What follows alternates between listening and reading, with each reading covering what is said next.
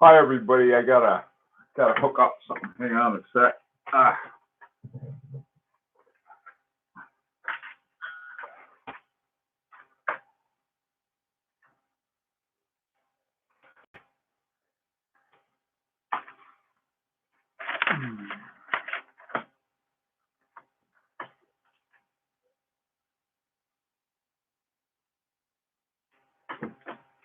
Okay, let me double check everything here. Okay, good. All right.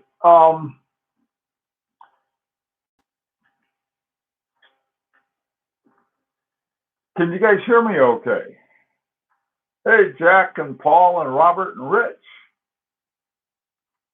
Can you guys hear all right? Big echo? How about now? Is now okay? Now it's all right. All right. Uh, Someone had told me that I think in the last one it was a little wasn't quite loud enough. Let me fix the light over here. Uh, Today I thought was going to be a nice warm day, and I had on my sweatshirt and my baseball hat. It had stayed cold, so back with the wool beret and sweaters and stuff. Anyhow, so uh, Ramstein and Walker. Oh, it's not good, Paul. What's not good? The sound's not good. There's a big echo still. Huh. Let me see if I can figure out what that is. Um, oh, it's better now. Okay. I may have just have been a little too close. Hey, Tommy. Um, Robert. Okay, you're gonna buy a beret for next winter. Yeah. All right. Um, Good. I hope it sounds okay. I've got to get it just right and so forth. I've got a microphone and everything, but it works. Okay. Today, what I wanted to talk about was some buying experiences with watches. And hi, Alexander. And one of the things that I realized, I was thinking about that. Well, what's the best experience and what's the worst experience? And so I started thinking about, oh boy, I had to do this, and they shipped me my watch, and then they shipped it back because of the band, and then they had to ship it back again and send the band separately. All kinds of hijinks on that. But you know what? I enjoyed that. I mean, once you get the watch, hey, Savio, it's cold in New York City too. Yeah, well, we're not too far away. Man, I tell you, I thought it was going to be great, and I thought it would be nice and warm. Anyway, all right. So anyway, so I was really having a hard time figuring out what was really my worst experience, and I think what it was this, and the buying experience itself was very easy. And I took my watch up. A friend of mine up in Massachusetts who is a judge, hey, Lakewooder, and Aman, how you guys going? So anyway, so I took it up to this guy who had been a judge in the Grand Prix d'Horlogerie, and I showed him the watch, and I said, I thought one kind of movement was in it, and he looked at it, and he popped it opened it up, and said, "That's an ETA in there." Man, I tell you, it was a beautiful watch. It was lots of gold in it, and the movement turned out to be a pretty good ETA. In fact, it was a Pazu 7001 that then became a ETA 7001. But that was really my worst experience. Some of the other ones have been harrowing. Um, my my most adventurous one that didn't happen because I changed my mind. There was a guy in the Ukraine who had a really good buy on FP Journe. And this is when I was looking for one. I trying to think. I think it may have been a Resonance, but it may have been the other one.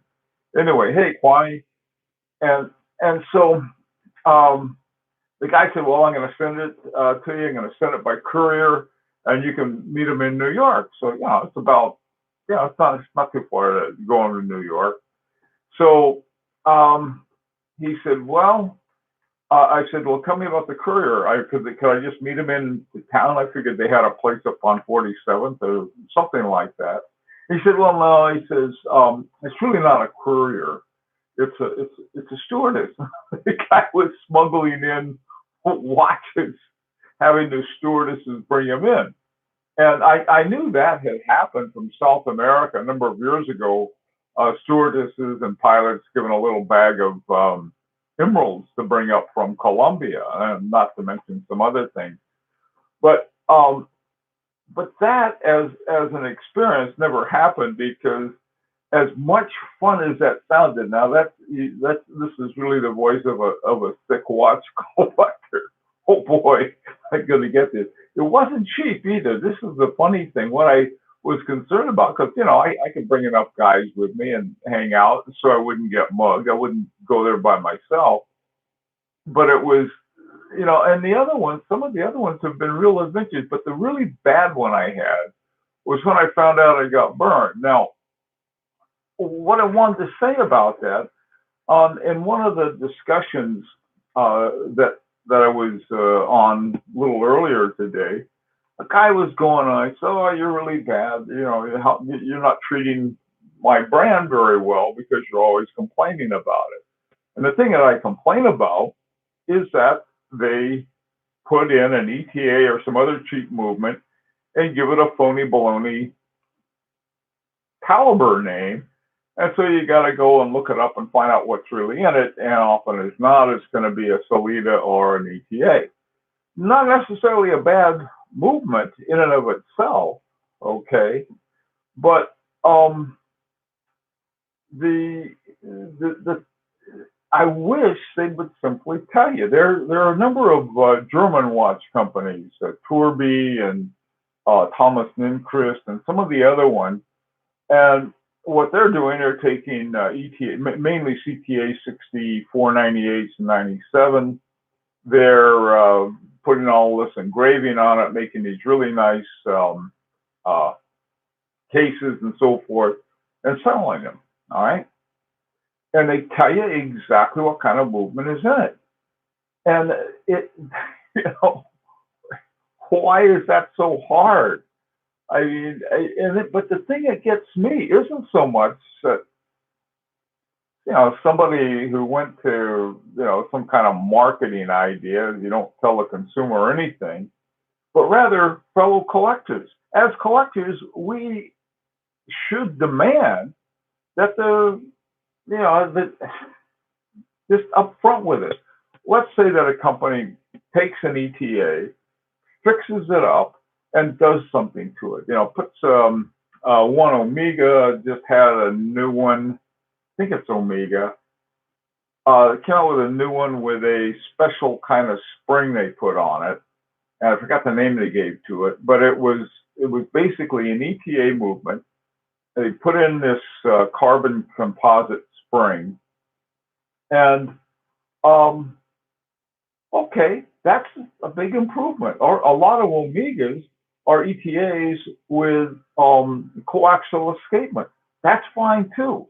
All you got to do is say, this is what we did. And this is why we're not charging as much for this watch as we are for this one with an 8500 in it. That's, anyway. Kwame, yeah, listen, look at the videos. At the end of every video, there's a little link to the video that has where to send me collections for review. Hi, Alex. And just go take a look at that. 24 Air Arabia, how you doing? Okay, the best way is to stay away from these brands such as Omega, IWC, Panerai, and the others who are doing it. Well, I, uh, you're right. If, if we would do that, uh, I stay away from them. Well, actually, that's not necessarily true. If I know what's in it, then that's different. If I don't, then I will stay away from it. Everyone ought to do that. But it's just half the fun. It is so easy to know the movement's origin. Alexander, you're absolutely right. The more we know, it becomes some detective work. Yes, I couldn't agree more. Um, the fact that I'm going to show this at least once. I may show it to you more. Now here's a watch I built. The enamel movement came from Tourby. The enamel dial came from Tourby. The case came from someplace in China. Um, the movement on this particular one is an ETA 6498.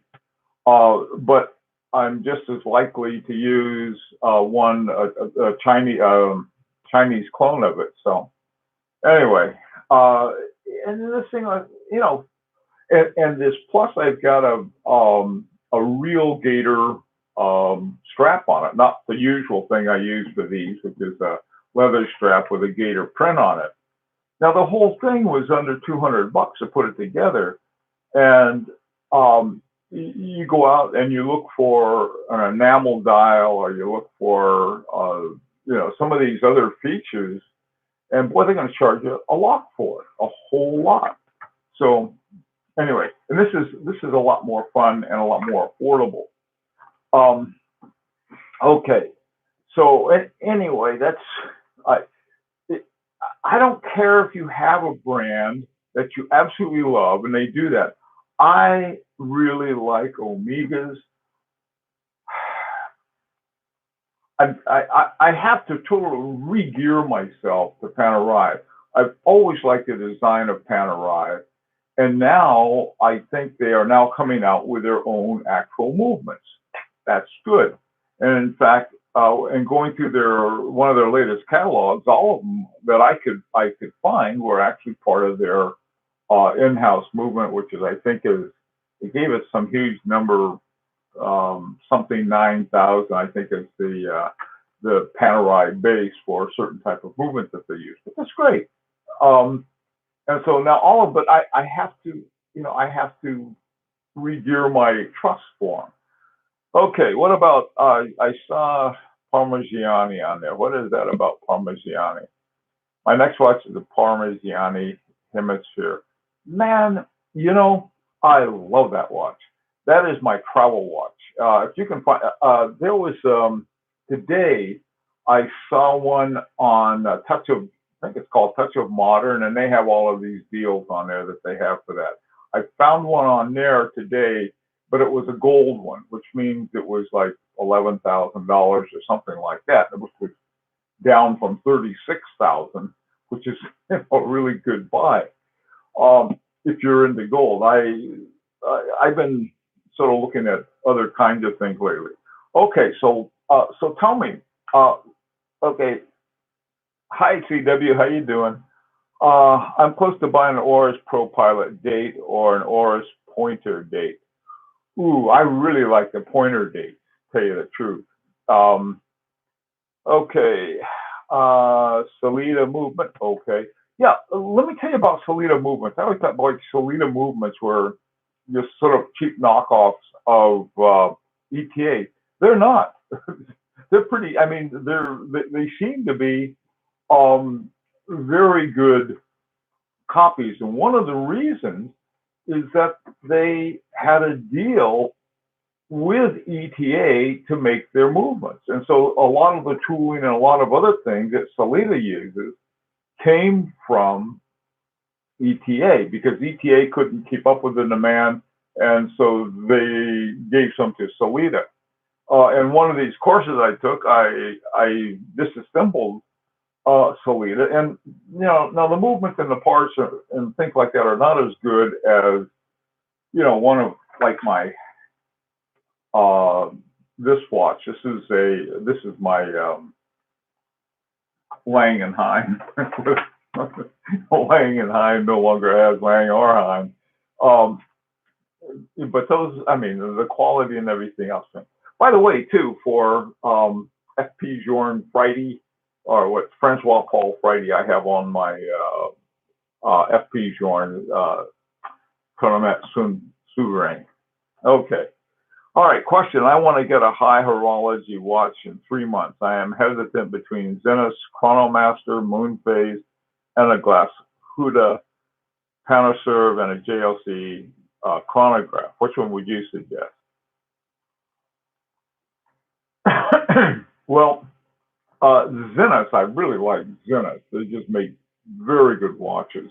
They tend to be in sort of a category that would be strong horology. Now, between a glass Huda and JLC, I like both of those watches. It just I they're both good watches. I would probably come down with a Jaeger-LeCoultre. Um, so that's sort of my view. Okay. Okay.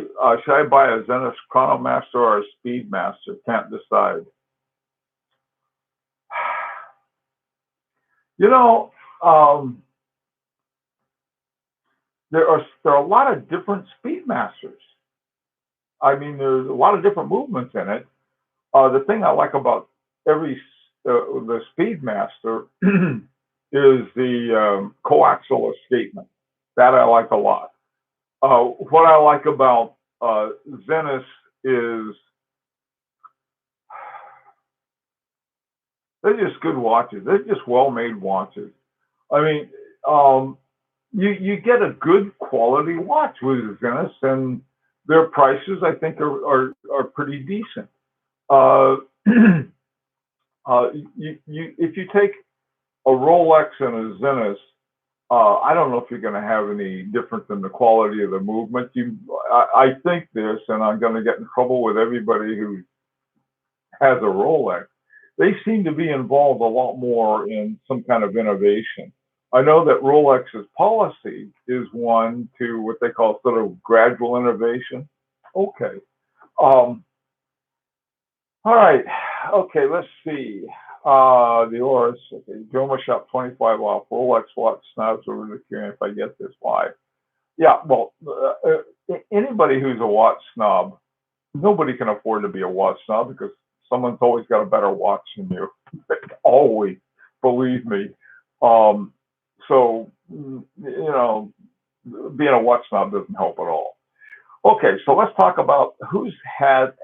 Hey, Clyde, how's it going, man?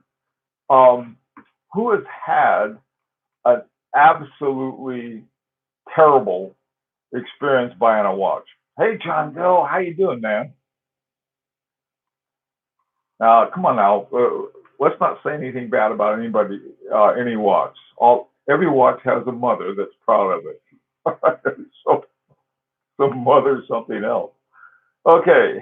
Um, so who's got okay, Paul, let's say once tried to buy a watch from a Turkish guy living in Germany. My bank said there were markers against his account suggesting links to crime. It didn't happen. Bank stung me for charges too. That is bad, Paul. Oh my. Uh, if did you get your money back, Paul? Um, oh boy, Robert. Oh, let's see if I can find yours real quick, Robert. Where's yours? I'm looking for Robert had something that happened.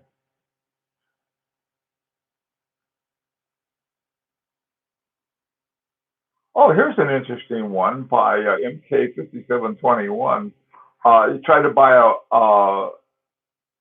a watch from a reputable brick and mortar store through Chrono 24, and my credit card company absolutely refused to process the transaction because of fraud claims filed. Huh, that's good to know. It's scary too. Okay, let me see what Robert.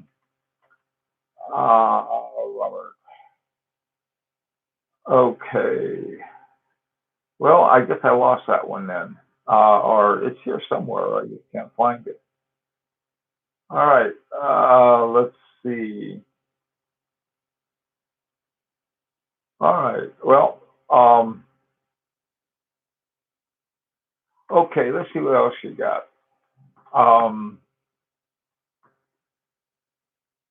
346. Um, I'm thinking of buying a Glashütte Par 70s. Are you familiar with them? Yeah. Yes, I think it is. Mike, uh, yeah, those are the square watches, right? The Glashütte Panorama 70s. I like those watches. Those are cool. You know, somebody, I've got a review coming out tomorrow, I think, of a collection. And initially, I looked at the watches, and man, I liked them all. And then I thought about it. I said, all of the watches are round. So if you're thinking of getting 70s with the squarish ones, those are very cool watches, and they'll add some variety to your collection. An old VC hand place you could just fold them out. Lakewater 99, Doc on it. Here's where you might try for Vessel and Content 10, and that's a place called the Hour Lounge. Now it used to be sort of wide open, and there's just some brilliant guys there that knew everything about watches. There was a guy that uh, no, it's called the Hour Lounge. The Watch Lounge. Hey, okay. But there's a place that's called the Hour Lounge. It went away. It came back. I don't know. Anyway, you might try them, and they may be able to help you out. It used to be much easier to do that. Okay, John Doe says Glashütte makes great watches. I like them, and the Panorama 70s. Yeah, is that high horology? I think so. They're sort of like a lot of your entry level Zeta Lacutra and there, if you look at the finishing and so forth, they're pretty much on the same level, at sort of an introductory level of it. I mean, you have sort of an entry level would be a Zaza Lacutra and Glashütte original, and then you go to the top of that, and you have a Patek Philippe, a Longa, and so you have a range in there. By the way, too, let me mention something. Earlier today, I was talking with who was it? Clyde. Clyde and I were talking about. He asked about, well, what about companies like Turbi? This is the German watch company, and they tell you what's in the watch. They got a 6498 or 6497 by ETA or some other movement. And they've done some stuff around it. And then if you look at Thomas Ninchrist, they do the same thing. And there are a couple other ones, and they tell you right away what the movement is. And then they do a beautiful job of finishing. And is that high horology or not? It depends to what extent they do something on the movement. So the purpose of having the whole idea of a tier is for the collector. I mean, you can sort of get an idea of where something is and what you can expect from it with that. I mean, it's not a lot of people say, "Oh, mine is this," and so mine's better than yours, or so on and so forth. That's not the purpose of it. The purpose of it is that there's so much of the real expensive watches with cheap movements in it. They try to get away with it by these phony baloney names that they have for the movement, and so that's one of the reasons for that. On the other hand, if you take a company like Turbi or Ninchrist or one of the other ones like that, they tell you exactly not only what's in the watch, but they tell you what they've done to it, and sometimes it's considerable. Like for example, Thomas Ninchrist has a regulator, and in the watch is a 6498. Now, the hour hand on a 6498 is centered right above the minute hand. What they did, they had to re-gear it in some way, so they put the hour hand in a separate dial, a sub dial at 12 o'clock, and so and they that's how they made it into a regulator. So yeah, I mean that's doing something, and they tell you what they've done, and so to me that's a good buy, and they're not as expensive as they can be. Um, oh, caliber 3135. Do I have any thoughts about the Breguet 20? I love it. I, I like I like the Breguet 20.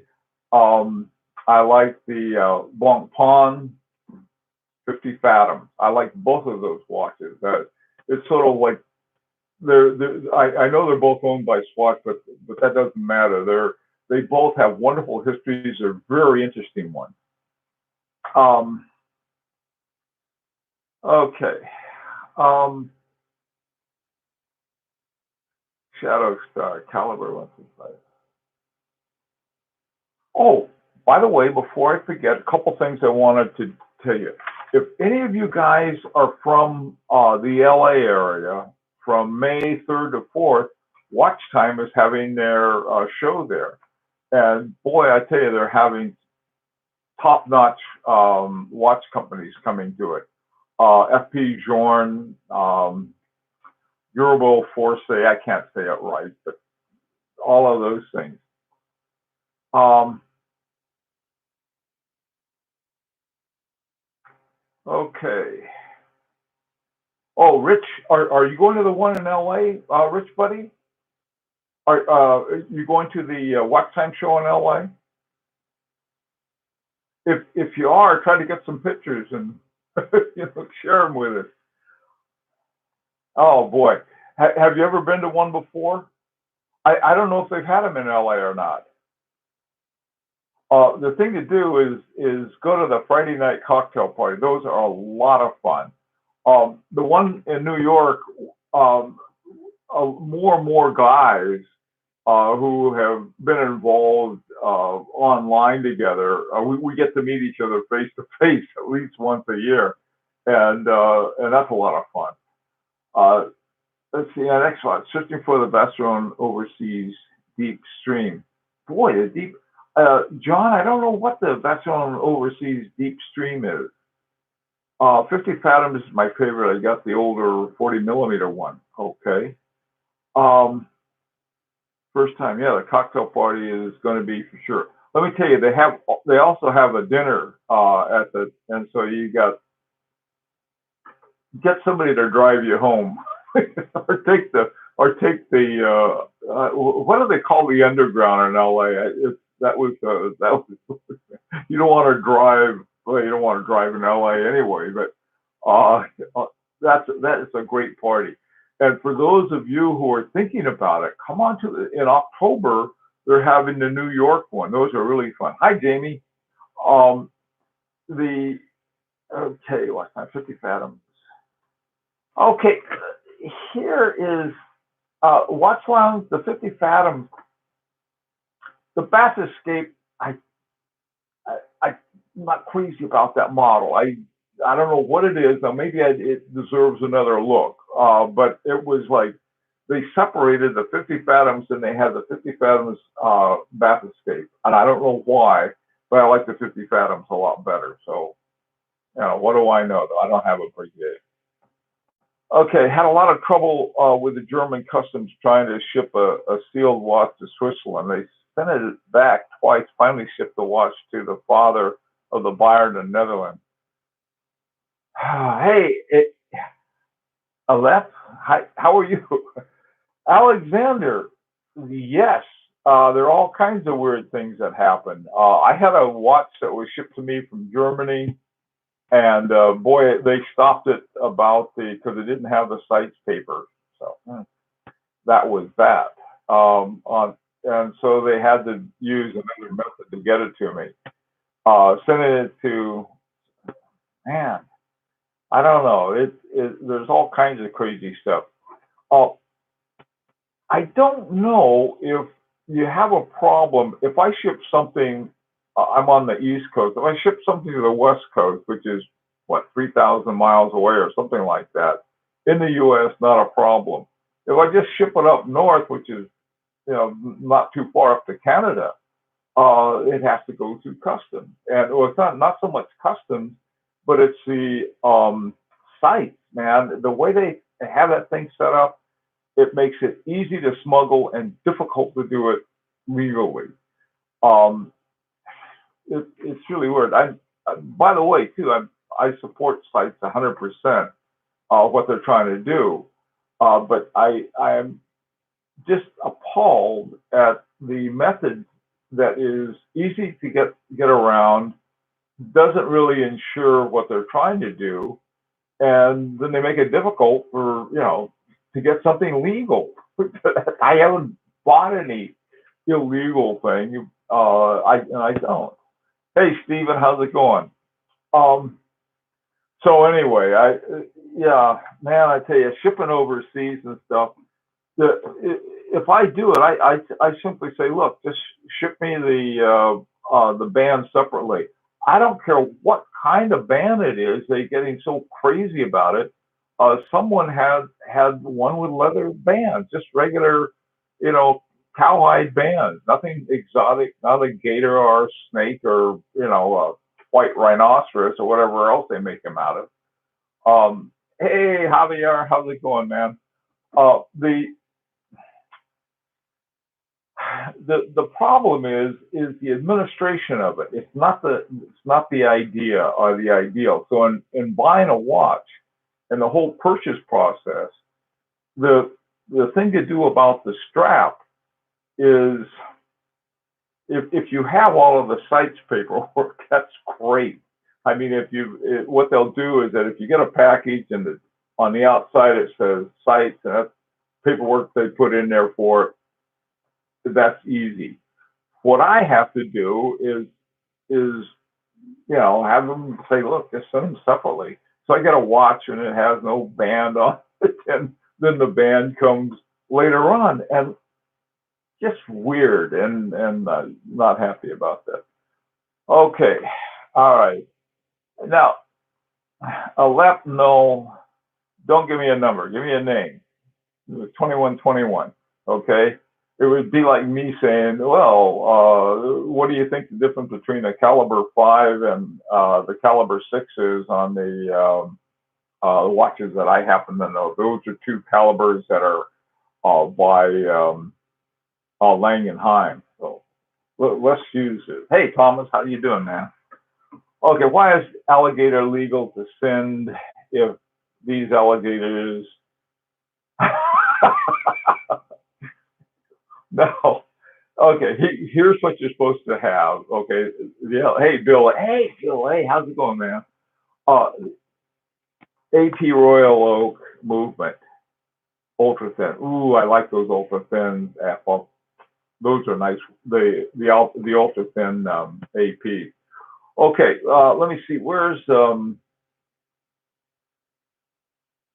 Wang? Okay, alligators. Rich, buddy.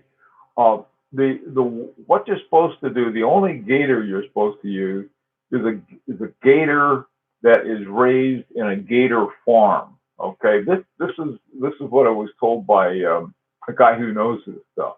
He said, let's say for example, and I've seen this happen. I taught at the University of Florida for a while, and I was out on a golf course once, and there was this big gator there, and apparently he had eaten a golf ball. I had something. He was really sick though. And he was just laying there, and so animal control came and they took the poor gator. I don't know where they took him, but he had to be taken away. I mean, he wasn't snapping at people. He had something was wrong with him. He was sick. Okay, now if somebody had taken that to a watchmaker and said, or a band maker and said, hey, here's a gator that croaked on the golf course, that would not be legal. That would be illegal. So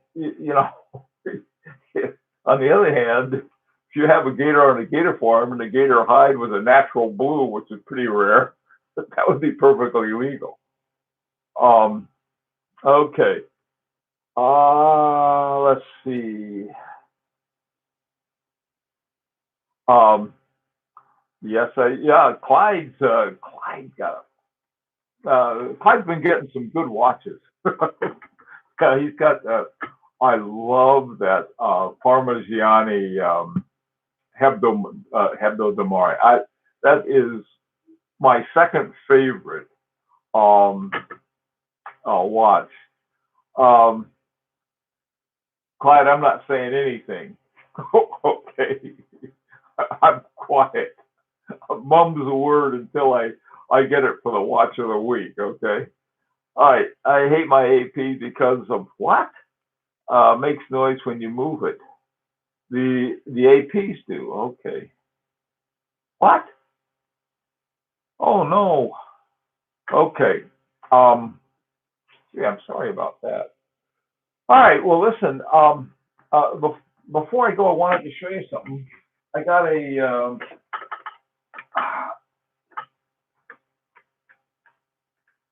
This thing.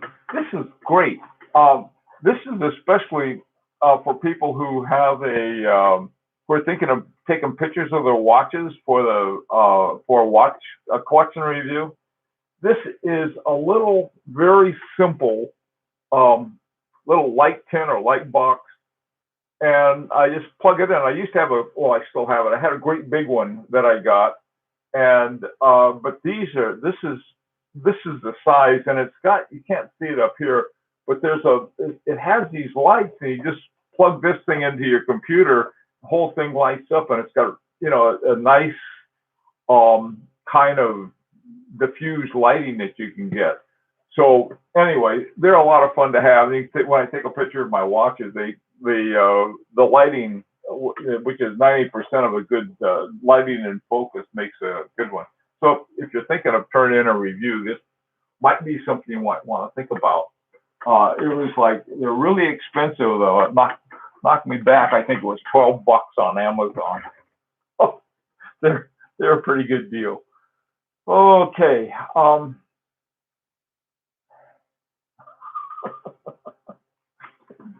Clyde. All right. Okay. Well, listen, everybody. Thank you all for coming. Be having on Sunday. I get. I just got all of this stuff. We're redoing our kitchen, and so that's costing me more than a watch. And so everything is sort of up for grabs. And I'm sorry about. Usually I do this on Saturday, but they're going to be having people working on the thing, and it just, so my schedule is going to be all messed up for about almost 2 months as they go through this thing. So anyway, I'll try to have it on Friday or Saturday if I can. And again, thank you very much for coming. And oh yeah, and stop by tomorrow. You got a really interesting collection, and one of the most interesting watches I found. I have a watch of the week uh, for tomorrow. I think it's tomorrow. I'm not. I'm sorry, not tomorrow. Sunday. Okay. Bye for now.